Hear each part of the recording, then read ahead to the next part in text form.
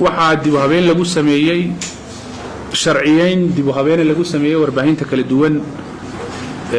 deegaanka ka howlgalaysay 2 sano ama 4 sano la soo dhaafayba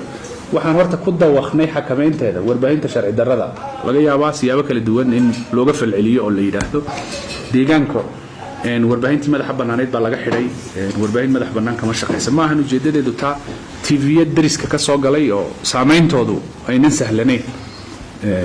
aragtida qabiilku ku badan tahay la dhaxmari karo lagu guuri karo ayaa na dhex jooga 4 sano inagu maadaama muddo isbedel aan ku jirnay waan u seeta dheeraynay oo inay dadka noo wacyi geliyaan oo xilligii aan kaga gudubnaan isku daynay laakiin warbaahintaas in la maareeyo way adkay marka afkaara mucaaradeed bay huwanaayeen iyagana waxaan u tilmaanay in TV-gii inuu deegaan ka shaqeeyo rab in sharciga uu soo qaato dalka iska soo diiwaan geliyo shuruucdii wadanka u taalay iyo deegaanka isagoo tixgelinaya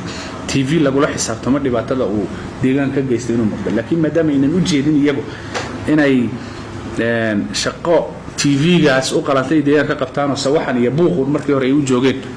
cid u kacday xagga ma jira bedelkeeda waxa bilowday warbaahin sharci ah oo qaarkood deegaanka iyo maaragtay geeskaba laga leeyahay inay soo sharciyeystaan oo deegaanka si cusub uga howlgalaan